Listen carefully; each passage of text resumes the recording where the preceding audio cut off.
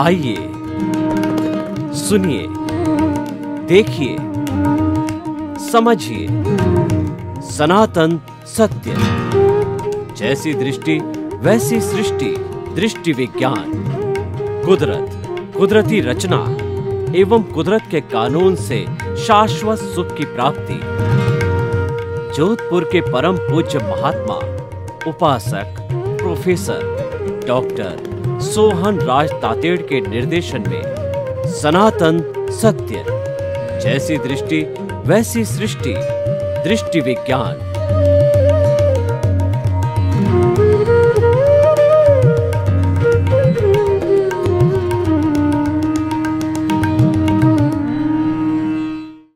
भाई और बहनों, मातृशक्ति को नमन। आज का हमारा बहुत सुंदर विषय भीतरी आंख।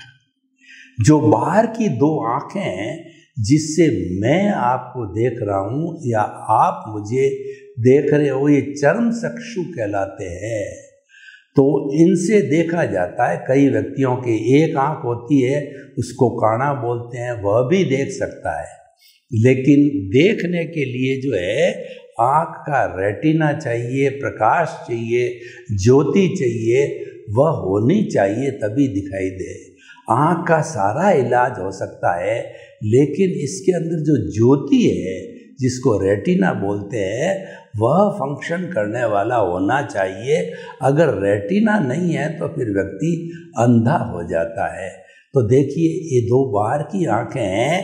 एक आंख तो है राग की आंख और दूसरी आंख है द्वेष की आंख। इसका मतलब क्या है? ये संसार राग द्वेष पर आधारित होता है। यह मुझे प्रिय है, यह मुझे अप्रिय है। I like it, I dislike it. ये मेरे पास रहना चाहिए, इसको मैं देखना नहीं चाहता हूँ। यानी ये दो तरह के व्यूज होते हैं, वो राग द्वेष कहलाते हैं। वो दोनों आँखों को एक रूपक दिया गया है, राग और द्वेष का। और ये राग द्वेषी कर्म बंधन का कारण है, राग द्वेषी दुख का कारण है। और हमारी जितनी अज्ञानता जिसके कारण ये आत्मा इस शरीर में बंधी हुई है, वह भी राग द्वेष वाली होती है। यानी दोनों आँखों वाली होती है। और उस राग द्वेष से क्या होता है?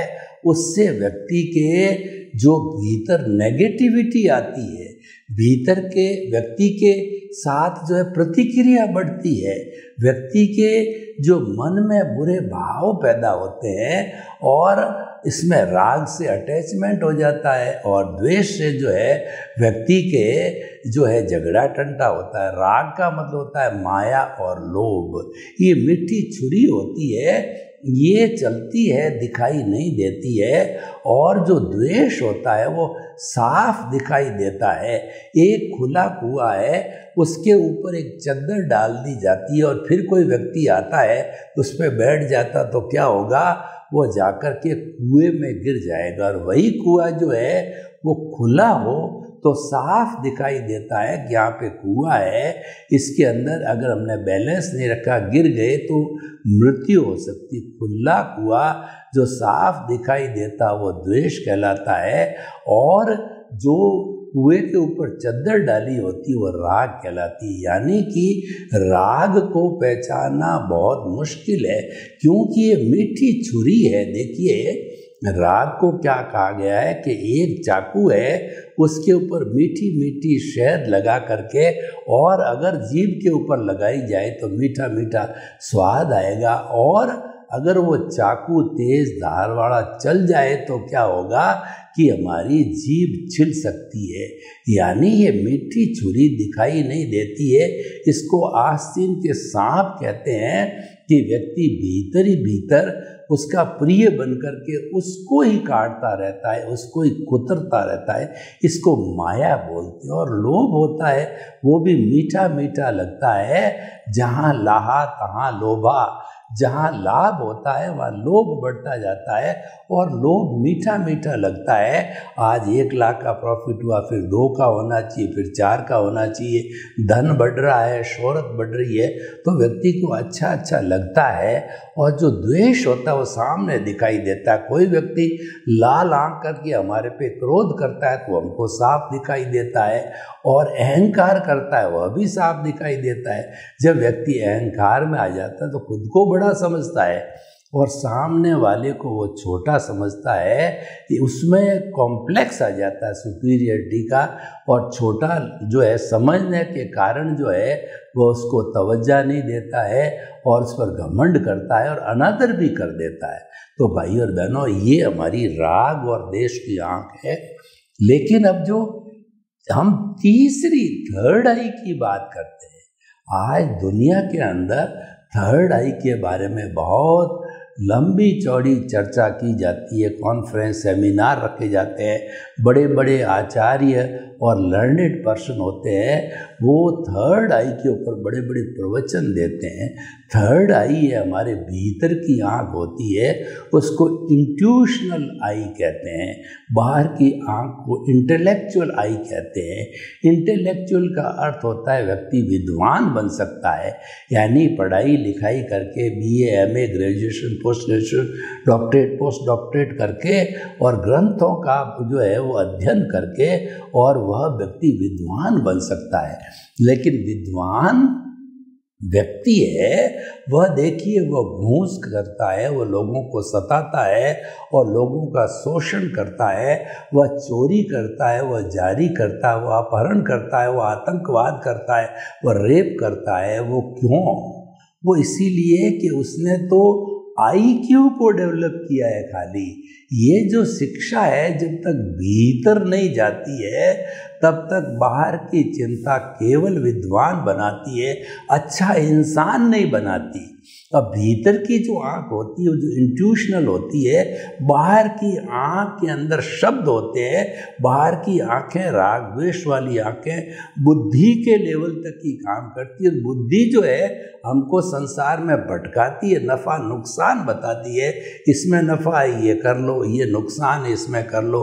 हर वक्त हमको ये बुद्धि जो है मिसगाइड करती रहती है नफ़ा नुकसान के अंदर, और हम लोग किसी सिद्धांत पर नहीं आ सकते हैं। तो भाई और बहनों, अब आप देखिए कि ये जो भीतर की आँख है जो इंट्यूशनल है, वह क्या करती है कि वहाँ पर शब्दों की पकड़ नहीं होती है, हम शब्दों से परे चले जाते हैं। तो वहाँ पर इंद्रियातीत का, तो भीतरी आँख में इंद्रियातीत होती है और वहाँ पर केवल वाइब्रेशंस होती है। जिन लोगों ने वाइब्रेशंस के चैप्टर को पढ़ा है, sine theta, cos theta, sinusoidal waves है और वेव लेंथ और फ्रीक्वेंसी, जिन लोगों ने समझी है वो जानते हैं कि पूरी ब्रह्मांड है वो वाइब्रेशंस पर काम करता है। और एक परिंदा भी जब पर मारता है तो पूरा जो है कॉस्मॉस प्रभावित होता है। वो इतना माइन्यूट होता है, उसका असर दिखाई नहीं देता है, लेकिन प्रभावित अलग हुआ, क्योंकि सब रिलेटिव है। हम सारा ब्रह्मांड रिलेटिव, और देखिए वो रिलेटिव क्यों है कि ये कुदरत है, ये पूरे ब्रह्मांड का ये रचना करने वाली है, सारा नियंत्रण कुदरत के हाथ के अंदर। और कुदरत ने जो द्रव्य बनाया, जैसे कि मोशन कहिए, रेस्ट कहिए, और जो है जीव कहिए, अजीव कहिए, टाइम कहिए और स्पेस कहिए, इस पूरी दुनिया के अंदर ये 6 मौजूद होते हैं, तभी जीवन है, तभी एक्टिविटी चलती है, और हर जगह मौजूद होते हैं। इसीलिए रिलेटिविटी और आपसी जो है कहना चाहिए संपर्क के कारण ये दुनिया बनी हुई है। और हम जो कह रहे थे बात की, ये वाइब्रेशंस की बात है, तो उन वाइब्रेशंस के अंदर चाहे जीसस क्राइस्ट जाओ, चाहे भगवान महावीर जाओ, चाहे राम जाओ, चाहे कृष्ण जाओ, या जो है वो हमारे वो सिख धर्म के जो है गुरु नानक जाओ, मोहम्मद साहब जाओ, कोई जाओ, सबको एक सी वाइब्रेशन दिखेगी। उसको हम सत्य कहते हैं, उसको हम सम्यक दर्शन कहते हैं, उसको हम सनातन सत्य कहते हैं, उसको सार्वभौम सत्य कहते हैं, उसको ultimate reality of the universe कहते हैं। यानी कि भीतर के जगत में भीतरी आँख में सत्य बनता है। वो सत्य इसलिए है कि वह हमारी आत्मा की भाव सत्ता से पैदा होती है, इसीलिए वो इंट्यूशनल कही जाती है। और आत्मा की भाव सत्ता से कोई चीज़ यानी जो व्यक्ति भीतरी आँख को प्राप्त कर लेता है, वह व्यक्ति किसी का शोषण नहीं करता है, वो किसी को बुरा शब्द नहीं बोल सकता है, वह घूसखोरी नहीं करेगा, वह आतंकवाद नहीं करेगा, वह अपराध नहीं करेगा, क्योंकि उसको भीतर की आँख उसको रियलिटी मिल गई है। जो है जो इंटेलेक्चुअल होता है वो मात्र विद्वान होता है, उसके अंदर क्रोध, मान, माया, लोभ सब काम करते हैं, लेकिन भीतरी आँख वाले के क्रोध, मान, माया, लोभ सबसाइड हो जाते हैं, यानी काफ़ी उपशमन हो जाता है उसका, काफ़ी दब जाते हैं वो, इसीलिए इतना फोर्स नहीं रहता है भीतरी आँख के कारण। तो भीतरी आँख के लोग होते हैं वो संभाव वाले होते हैं, वो जो है नफ़ा, नुकसान, लाभ, हानि और तिरस्कार और सम्मान सबको एक सा समझते हैं।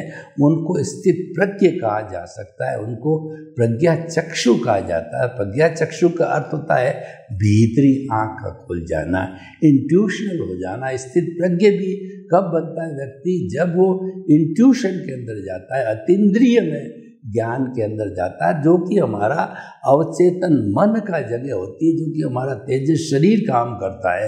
ये जो इंट्यूशनल चलती है वो हमारा सारा जो अवचेतन मन, सब कॉन्शियस माइंड के अंदर चलता है, जो ल्यूमिनस बॉडी से जुड़ा हुआ हो तो दुनिया का सबसे बड़ा प्रोडक्टिव वर्क करता है, ये सब कॉन्शियस माइंड करता है।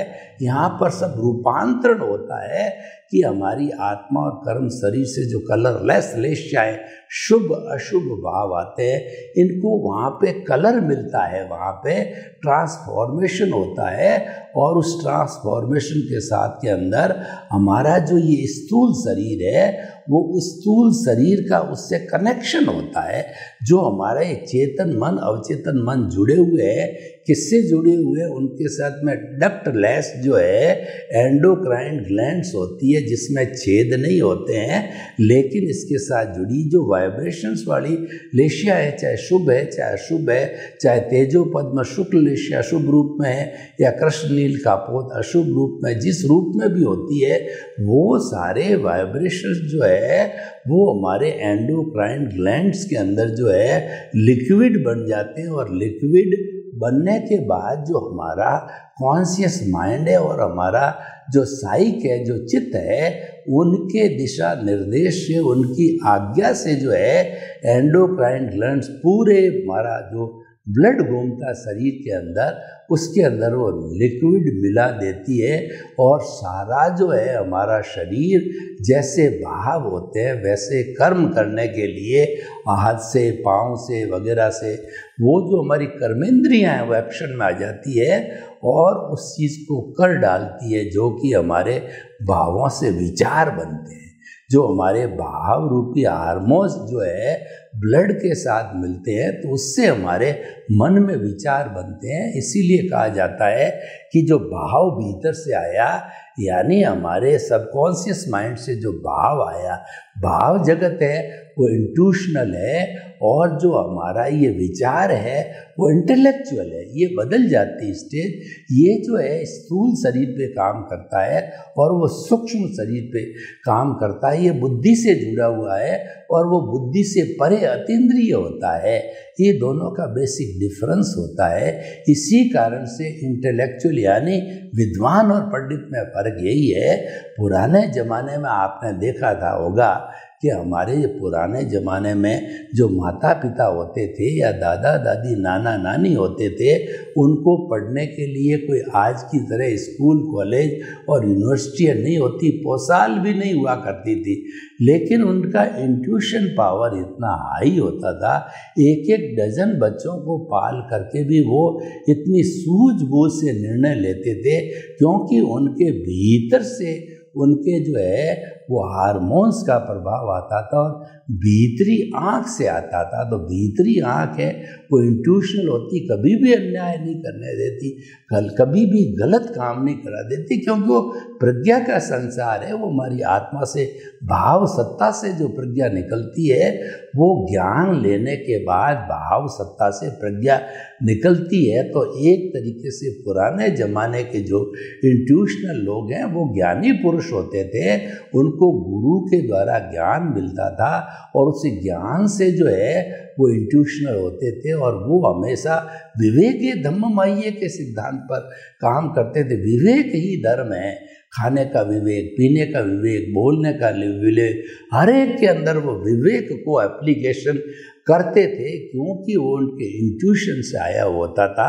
चाहे शिक्षा की कमी भले ही हो, परंतु इंट्यूशन इतना पावरफुल होता था, उनका विवेक जो इतना जागृत होता था कि वो कोई भी इमोरल वर्क नहीं करते, कोई अज्ञान का काम नहीं करते और किसी को नुकसान पहुँचे, किसी का अहितकारी काम नहीं करते। तो भाई और बहनों, ये सारा खेल किसका है कि भीतरी आँख आए तो भगवान से आप प्रार्थना करो कि गिव मी एनलाइटनमेंट। मैं आपको 2-3 उदाहरण बताना चाहता हूँ कि ईसा मसीह के पास में एक जन्मांध व्यक्ति, सूरदास व्यक्ति आया और गिड़गिड़ाया कि हे भगवान, मैंने इस दुनिया कैसी है उसको जन्म से आज तक नहीं देखा।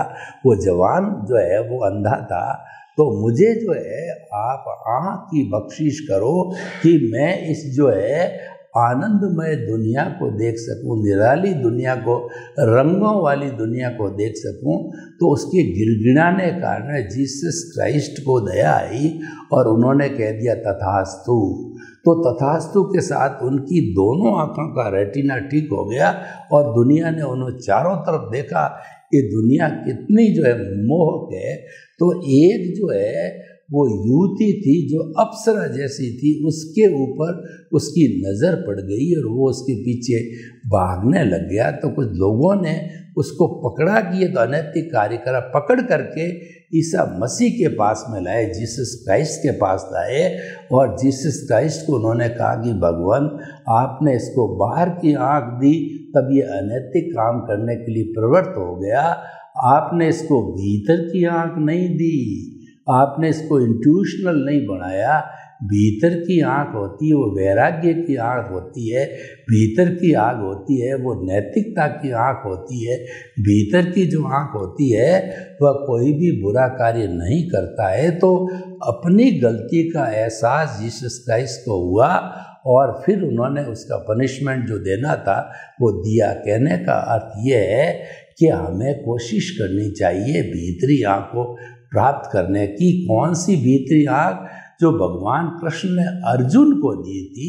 क्या हुआ कि महाभारत को टालने के सब प्रयास किए गए, अंत में भगवान कृष्ण पांडवों की तरफ से शांति दूत बनकर के गए और उन्होंने जो है धृतराष्ट्र के सामने एक प्रपोजल रखा कि इस युद्ध को टाला जा सकता है। 5 पांडव राजकुमार है, राजा है, उनको आप एक एक गांव दे दो तो वो राजा की, क्योंकि राजा के पास जो है प्रशासन करने के लिए गांव तो होना ही चाहिए, एक एक गांव दे दो, चाहे छोटा हो चाहे बड़ा हो।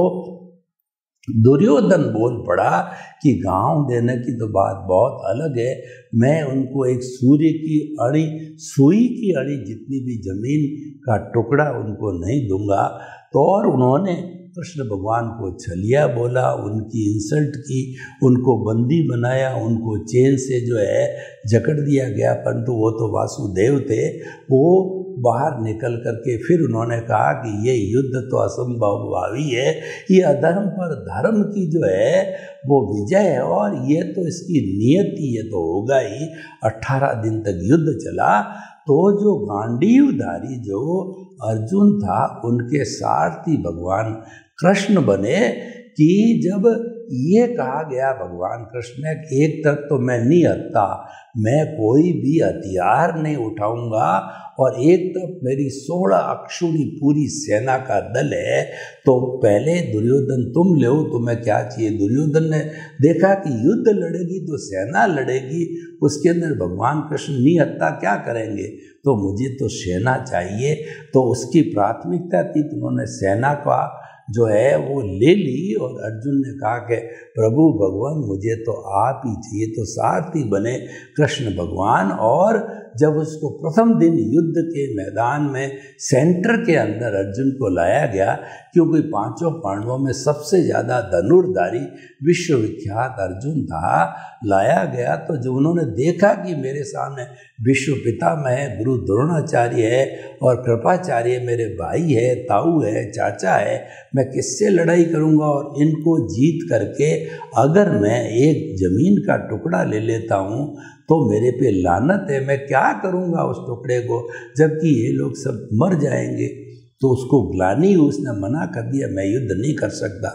भगवान कृष्ण ने उसको निष्काम कर्म का पाठ पढ़ाया, अपना स्वरूप बताया कि जो युद्ध करने वाला है वो तो ये अर्जुन रूपी मन वचन काया का पुतला क्षत्रिय है, क्योंकि उसका धर्म है वो पीठ दिखा करके जो है पीछे क्षत्रिय कभी भी पीठ नहीं दिखा सकता। वो तो युद्ध के मैदान में लड़ना पसंद करेगा, तभी वो शहीद कहलाता है, शहादत कहलाती है। और तुम तो इस मन वचन काया से मुक्त एक शुद्ध आत्मा स्वरूप हो, तुम अर्जुन तो नाम तुम्हारे शरीर का है, लड़ने वाला अलग है और रियल के अंदर तो प्रभु अलग है। जब उनको भेद विज्ञान कराया, उनको दृष्टि विज्ञान दिया, उनको जुदापन की जागृति कराई, उनको ज्ञाता दृष्टा बनाया, तुम अलग हो और अर्जुन की आशुद्ध आत्मा अलग है। अर्जुन का ये मन वचन काया रूपी रिलेटिव शरीर अलग है, तो लड़ने वाला ये शरीर है। जब उनको इस कुदरती रचना के बारे में बताया गया तो वो इतना बड़ा युद्ध करके और हजारों जो है वो करके और वो युद्ध जीत गया, और उसके बाद के अंदर वो उस जन्म में ही मुक्ति को प्राप्त हुआ, क्योंकि उसके कोई तरह का कर्म बंधन नहीं हुआ, क्योंकि वो अकर्ता बन गया, वो तो निमित्त मात्र रह गया था। तो जो व्यक्ति निमित्त होता है उसका कुछ नहीं बिगड़ता है, क्योंकि वो मालिक तो है ही नहीं, मालिक तो कुदरत है, करने कराने मालिक कुदरती क्रिएटर ऑपरेटर डेस्ट्रॉय है। तो हम ये कहना चाहते हैं कि वो दिव्य दृष्टि भीतर की आँख थी जो कि भगवान कृष्ण ने जो है अर्जुन को दी थी। तो इस तरीके से जो है अगर मान लो भीतर की आँख किसी को मिल जाती है तो वह उसमें एक बहुत बड़ा परिवर्तन आता है। इंट्यूशनल में देखिए कि जिसको भीतर की आँख मिल जाती है, दिव्य दृष्टि मिल जाती है, वो बड़े बड़े डाकू बदल करके और संत पुरुष बन सकते हैं, क्योंकि वो रूपांतरण होता है। भीतर की आँख मिलने के बाद में, दिव्य दृष्टि मिलने के बाद, ज्ञान मिलने के कारण में हमारे रूपांतरण ये आता है कि सम्यक ज्ञान सम्यक दर्शन हो जाता है और हम अपने आप को अकर्ता यानी निमित्त मानने लग जाते हैं। और जो व्यक्ति अपने आप को निमित्त मानता है तो उसके साथी जो है निमित्त, निर्दोष, अकर्ता और शुद्ध आत्मा सब डेवलप होते हैं। जैसे कि चंडाल, चौकड़ी, क्रोध, मान, माया, लोभ, एक को इन्वाइट करो तो बैकडोर से 3 आ जाते हैं, उसी तरह से आप निमित्त बन गए तो उसके साथ में अंडरस्टूड है निमित्त के साथ तो जो है निमित्त अकर्ता, निमित्त निर्दोष, अकर्ता और शुद्ध आत्मा, ये अलग अलग विषय है। अब इतना समय नहीं है कि इसका स्पष्टीकरण करें, लेकिन निमित्त बनने के साथ ही जो है ये आ जाते हैं, ये तीनों गुण अपने आप आ जाते हैं। तो हम आपको बताना चाह रहे थे कि भीतरी आँख कितनी महत्वपूर्ण होती है और हमें हमेशा इस भीतरी आँख, दिव्य दृष्टि कहते हैं जिसको आर्ट ऑफ द विजन कहते हैं, तो भीतरी आँख अध्यात्म विज्ञान हमारे सनातन सत्य की तरफ से क्या है कि सनातन सत्य सिद्धांत के ऊपर आधारित है और वो परमानेंट होता है, वह किसी अवस्था पर आधारित नहीं होता है। जो सिद्धांत पर है वो परमानेंट होता है, जो अवस्था पर आधारित होता है वो टेम्परेरी होता है। वो विनाशी होता है। हमारा मन वचन काया तथा उससे जुड़ी हुई हर अवस्था मात्र कुदरती रचना है और वह जो है वो व्यवस्थित है, यानी वो फिक्स है, वो नियमित है। देखिए कि जहाँ अवस्था आ गया तो मान के चलिए कि वह कुदरती रचना है और वह हर क्षण बदलने वाली है। अवस्था आती है जाती है और वह कोई भी परमानेंट नहीं होती है। तो इसीलिए वो आप भीतरी आँख खुलने के बाद हमारे को जो है केंद्र के अंदर स्थापित करना होता है कि मन वचन काया से मुक्त, ऐसा मैं शुद्ध आत्मा हूँ। हमारा मूल स्वरूप है वो शुद्ध आत्मा है। कायर अज्ञानता के कारण जो है ये कॉजल बॉडी, लिंग शरीर, कारण शरीर, कर्म शरीर से जुड़ा हुआ होता है। और जब हमारा सम्यक ज्ञान दर्शन जो है हमारे आर्ट ऑफ द विजन के अंदर डेवलप होता है, तो डेवलप होने के बाद के अंदर ये धीरे धीरे जो है समाप्त होने लग जाता है। हमारा कर्ता भाव पहले ही समाप्त हो गया और हमारा जो है ज्ञान दर्शन डेवलप हो जाता है। तो हम धीरे धीरे जो है वो इस दिव्य दृष्टि भीतर की आँख को प्राप्त करके अपनी प्रोग्रेस करने लग जाते हैं। और जब भीतर की आँख मिल जाती है तो वो महापुरुष स्थित प्रज्ञा चक्षु हो जाता है। तो हमें हमेशा भीतर की आँख प्राप्त करने के लिए ज्ञानी पुरुष को ढूंढना चाहिए। सर्वे भवन्तु सुखिनः, सर्वे सन्तु निरामया। लोक के सब जीवों को सुख मिले, शांति मिले, आनंद मिले, प्रेम मिले, सौहार्द मिले और सबको भीतरी आँख मिले ताकि हम मुक्ति की ओर प्रयाण कर सकें। आपके प्रति मंगल।